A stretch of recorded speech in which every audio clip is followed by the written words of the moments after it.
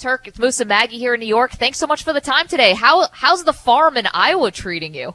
Oh, it's awesome. It's God's country out here, but don't tell too many people that. We don't need them infiltrating here. We like it just the way it is. Fair. Well, you won't be getting me out there. I can promise you that. I'm going to stay right near the city. But, we love the story about your sort of connection with Taijuan Walker. You send him, all the things that sort of you embody in your career, the dental floss, the black licorice, the necklace with the teeth on it, all the things that we knew about you and the things that you use to kind of get through a start. Are you watching every one of his starts now with Walker? And how do you have you maintained this connection? I actually have. And ironically, he didn't even know who I was. He's such a young guy. And I don't even know exactly how old he is. I think he's 26, 27 maybe. But he didn't know who I was beforehand. And I think it's just kind of funny. And I mean, that's just the way life is. But I've watched his starts. I watched him a little bit, knew who he was because I still follow the game fairly closely. And, it's pretty cool that he decided to have 99, not because of me or anything, but just because he thought it was a cool number like I did. Well, he's in that club, right? And, and watching the game last night, Turk, and you saw, Rojas get run out of the game, Walker, after he got taken out of the game, got run out of the game for whatever purpose that is. I never understood that. You're already out of the game, so what's the point of throwing him out of the game? $300 fine on top. Right? What's the big deal? I'm not coming back to play anymore. I'm not allowed to. But Turk, here's the thing and Maggie and I were talking about a little bit earlier in the hour, and Rojas mentioned it last night after the game. Is for the strike zone for the home plate umpire, you got to be consistent with that strike zone. I thought Walker last night was getting squeezed a little bit by the home plate umpire, and you saw the strike zone evolve and change as the game went along. Yeah, I noticed that too, and I felt really bad for Taijuan. And those pitches were really, really close. And I personally thought they were strikes. Hitters may say, well, that's a pitcher's pitch, and they're not going to complain if it's called a strike. And, that's just the unfortunate thing that little things like that can dictate the outcome of game. Turk, would you want the robo umpire to call the balls and strikes? Are you in favor of that? No, I am just leave the game the way it is. Like I said before, it's been around for 175 plus years. Quit screwing with the game. Who's complaining about all this stuff? They want to speed up the game or get everything right. I mean, I don't mind the whole challenge a call, but it shouldn't be, hold on a second, let me talk to the video guy. You throw that out there, you got 5 seconds, you throw it out there, I want to challenge it right now. You don't sit there and let somebody look at it for 15, 20, 30 seconds and then decide, we want to look at it. And to me, that even goes with you play the game that's on the field. And they've had this controversy with computers in the dugout. Why? Play the game on the field. And then that goes to me for football too. Why do we have the headsets? Play the game on the field. Why is there people up in the thing? I don't understand that. Make everybody play with the same football. We all play with the same baseball. Well, Turk, let me ask you this. What about the adjustments? Do you like the 7-inning doubleheader? Do you like the extra inning rule that they instituted last year? No, I can't that they continue to have this year. That is terrible. Absolutely terrible. I kind of don't mind the 7-inning doubleheader deal. I don't know why, but I remember in the minor leagues as a starter when we got a doubleheader playing 7 innings, we always kind of chuckled like, hey, I got a chance to throw a no-hitter. Well, it's only 2 more innings that you normally play. So what is the big deal? But I don't understand that put a guy on second base. Let's get the game over with. And, the really disheartening thing for me is, so I'm a relief pitcher and I come in and they throw a guy on second base.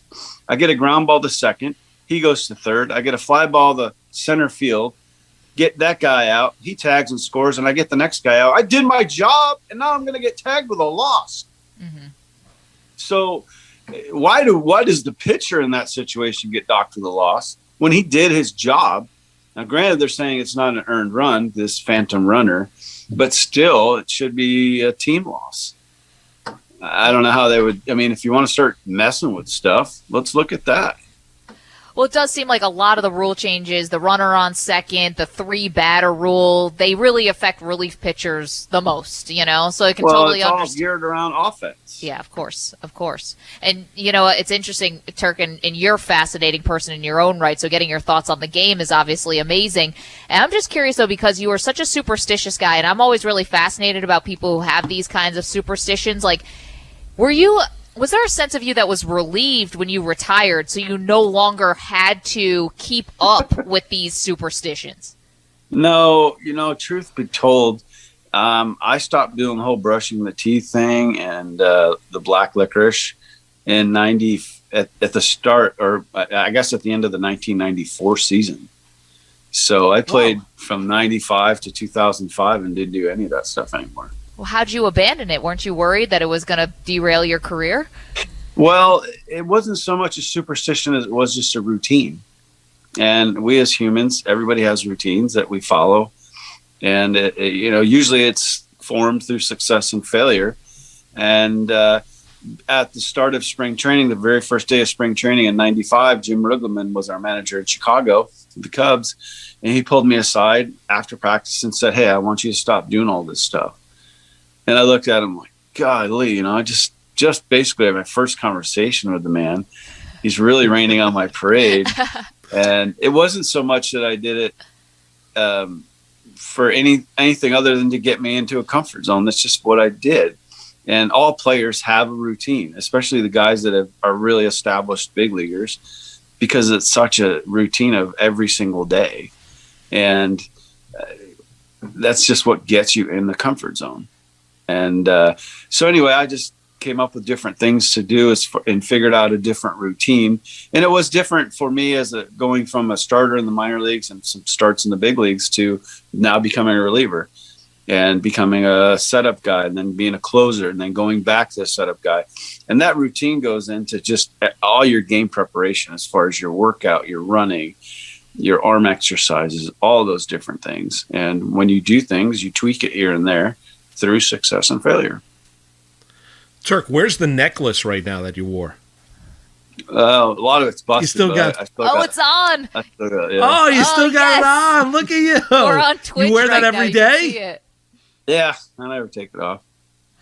Wait, so Turk, when's the last time you ate a piece of black licorice then? 94? Well, in a ball game, yeah. But I like black licorice. Easter time, I'm the only person that picks out the black jelly beans. Okay, yes, Hey. I'm a black licorice fan too because for some reason I like to chew on things that taste like a tire. I don't know why, but I do. So your son, Wyatt, now is a big-time prospect and could be drafted this year, we're being told, right? So first of all, congratulations. That's awesome. Are you, you said you're not superstitious, it's just routines. Do you now have routines to watch your son play? Oh, yeah. I took a buddy of mine to a game 2-3 weeks ago when we were watching the game, and it was 10-2 going into the last inning. And he'd given up a home run in the second inning. And my buddy looked over and he goes, "Wow, he's pitched great since that second inning, all zeros ever since." And I looked at him, I said, "What in the hell did you just say?" And he looked at me, I said, "I don't want to hear anything until after the ball game." So ironically, he didn't get out of the seventh inning. He gave up a good hit. He walked a guy and gave up 2 little bloop singles. They took him out. So, my buddy said, "Are you guys going to invite me back to a game again?" I said, "Oh, no, it's up to Wyatt." No. How is it? Yeah. How, as a former player and played baseball for a long time on the professional level, how, I would say, nervous are you watching your son? I'm not so much nervous about it because I know he has the ability, and I don't know if y'all have kids or not, but it's just you want it so bad for him, and you want to. I mean, I know he can compete at the next level, and it's just, I don't know. It's hard to describe the desire that you want for not so much just because he's my kid, but he's just a really good kid. And he really, really loves it and works his ass off every single day.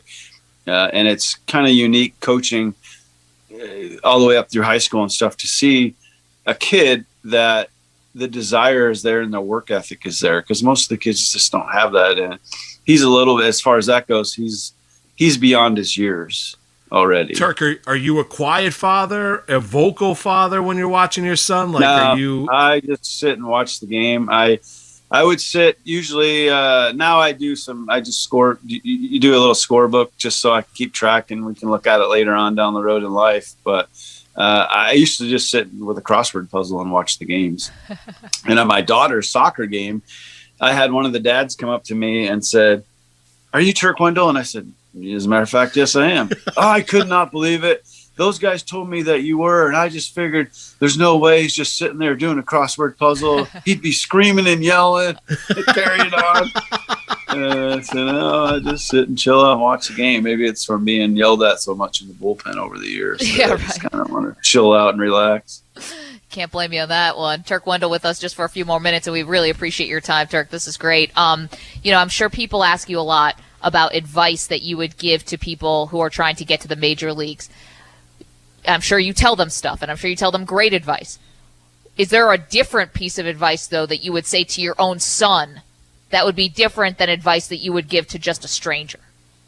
No, I would not. I'm very open, and I love coaching kids at every level.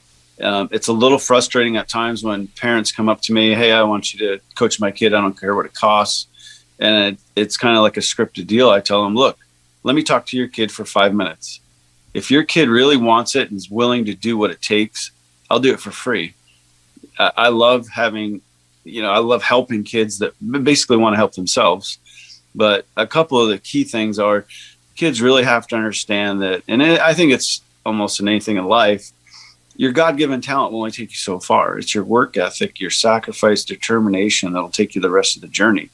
So many times I saw younger players get to the big leagues and they would think, "Oh, I'm here and I'm going to be here forever now." And 2 weeks later, they're back in AAA and never see the big leagues again.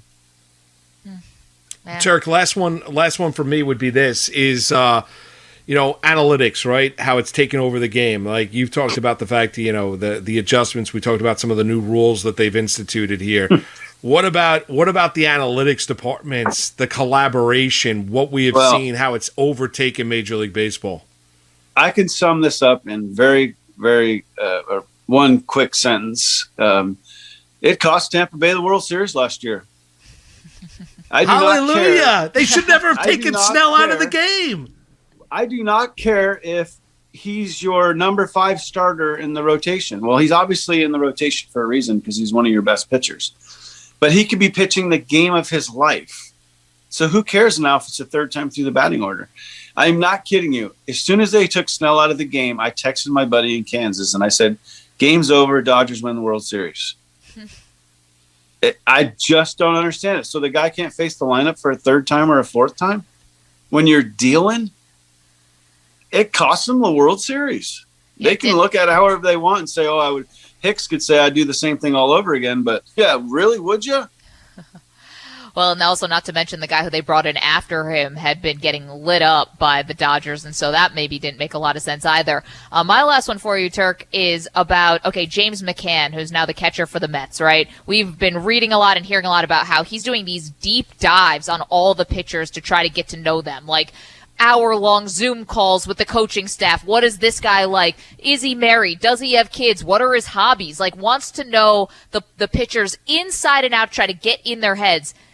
Did Mike Piazza ever want to know that much about you? No, Mike and I would hang out a little bit off the field down at his dad's place in Valley Forge. But I tell this story a lot that, usually when I came in the game, the crap was hitting the fan and I had to get out of some kind of a sticky situation.